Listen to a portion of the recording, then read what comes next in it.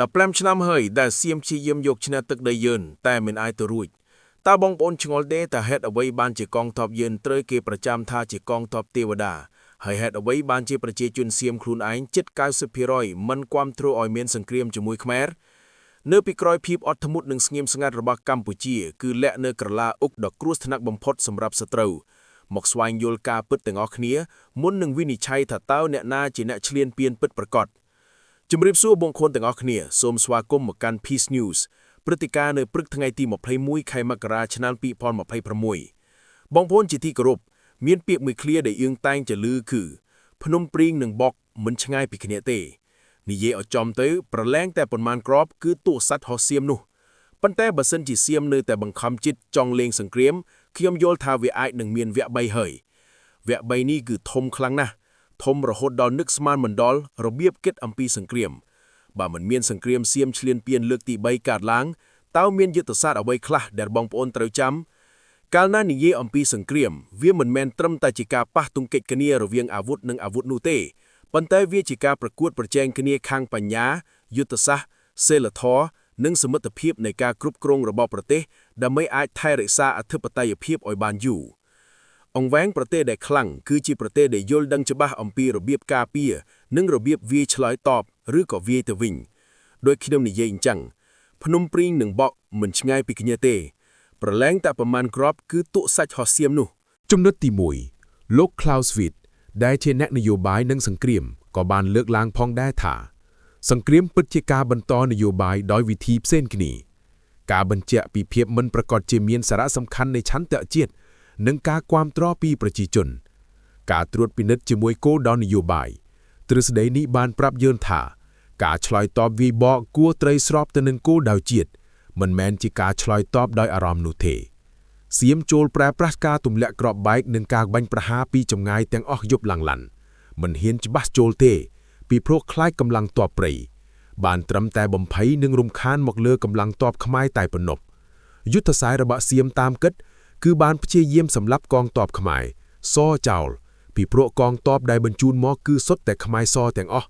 ឬក៏ចង់ផ្ដាច់ពូជខ្មែរសតែម្ដងចំណុចទី2លោកវុងវ៉ានយ៉ាប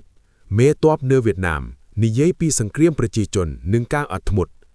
លោកបានអភិវឌ្ឍទ្រឹស្ដីនៃសង្គ្រាមប្រជាជនដែលផ្អែកលើការគាំទ្រពីប្រជាជន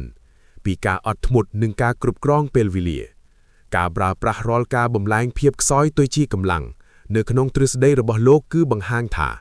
សីលធម៌និងឆន្ទៈជាតិគឺអាចคล้ายទៅជាកម្លាំងការពារដ៏រឹងមាំរបស់ប្រទេសផ្នែកនេះខ្មែរកំពុងតែប្រើឯឧត្តមក៏កំពុងតែគិតចំពោះខ្មែរបានបំលែងភាពខ្សោយទៅជាភាពខ្លាំងគឺបង្កើតទៅជាកម្លាំងនៃការទប់ទល់ផ្ដើមពីការអត់ធ្មត់ដោយជាគេនិយាយថាគឺកងទេវតាចប់មកចំពោះប្រជាជនមានតែការគាំទ្រនិងសាមគ្គីគ្នាខំជួយផ្គត់ផ្គង់ស្បៀងអាហារផ្ទុយទៅវិញចំពោះការធ្វើឬសម្ដែងរបស់សៀមវិញក៏មានដែរដោយជាការចោទខ្មែរថាឈ្លានពាននិងការបង្កើតរូបភាពនៅតាមសាលារៀននិងការផ្សព្វផ្សាយជាច្រើនតាមបណ្ដាញសង្គមគឺដើម្បីបង្កើតគំនុំនៅក្នុងសង្គមរបស់សៀមដើម្បីមានការគាំទ្រនៅក្នុងការបន្តសង្គ្រាមឈ្លានពានខ្មែរប៉ុន្តែដូចជាគ្មានឃើញអ្វីដែលប្រជាជនសៀមជឿសោះគឺស្ទើរតែ 90% នៃជនជាតិសៀមគឺមិនគាំទ្រឲ្យមានសង្គ្រាមបន្តទៀតនោះឡើយ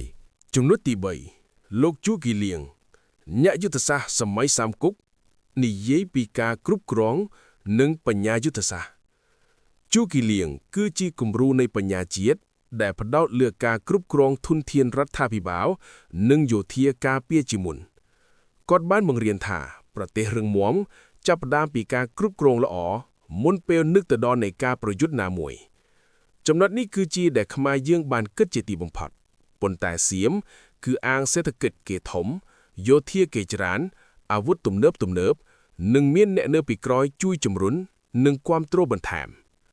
ខ្មែរយើងនៅបច្ចុប្បន្ននេះតែងតែផ្ដោតលើការបង្កើតធនធានរដ្ឋអភិវឌ្ឍជាតិមិនចង់មានសម្លេងសង្គ្រាមបន្តណាមួយឡើយ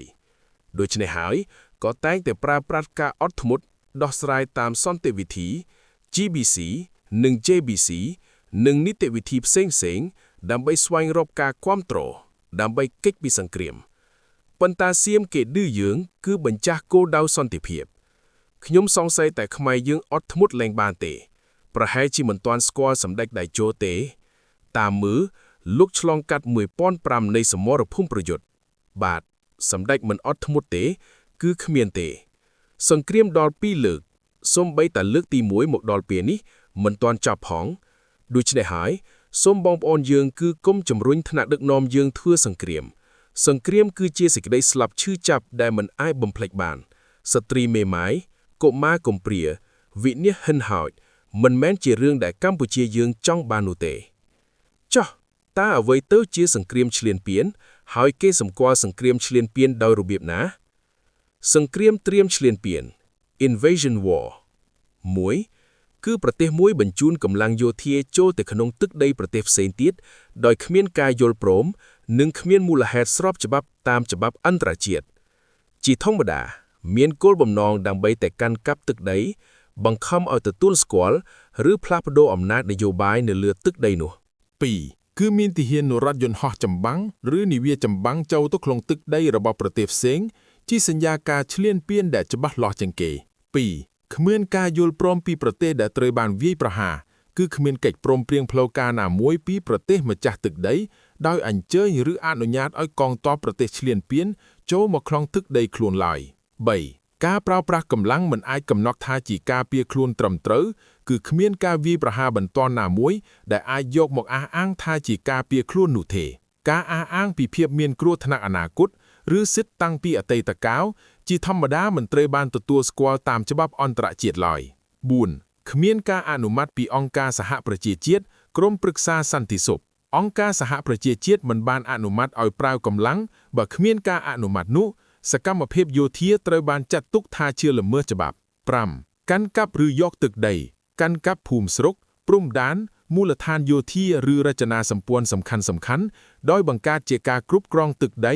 ឬរដ្ឋបាលនៅលើទឹកដីរបស់ប្រទេសផ្សេងបំណងព្យាយាមផ្លាស់ប្តូរព្រំដែនឬរដ្ឋបាលគឺចង់បញ្ចូលទឹកដីទៅជារបស់ប្រទេសខ្លួននិងផ្លាស់ប្តូររដ្ឋបាលឬបង្ខំលើការសម្រេចចិត្តនយោបាយណាមួយ7ប្រតិបត្តិការយោធាត្រឹងត្រូវធំនឹងបន្តរយៈពេលយូរវាមិនមែនជាការវាយប្រហារតូចៗជាបណ្ដោះអាសន្នណាមួយទេគឺជាការមានការវាយប្រហារនិងបញ្ជូនកងទ័ពនិងអាវុធមកបន្ថែមជាបន្តបន្ទាប់8ដោយការចាត់ទុកពីសហគមន៍អន្តរជាតិថាជាការឈ្លានពានប្រទេសផ្សេងៗអង្គការសហប្រជាជាតិឬតុលាការអន្តរជាតិហៅថាជាការឈ្លានពានការប្រើប្រាស់ហិង្សានិងរំលោភអធិបតេយ្យភាពសរុបមកអ្វីដែលថៃធ្វើគឺជាការឈ្លានពានយ៉ាងច្បាស់ក្រឡែតយោងតាមច្បាប់អន្តរជាតិសូមអរគុណជួបគ្នាវីដេអូក្រោយៗបន្តទៀត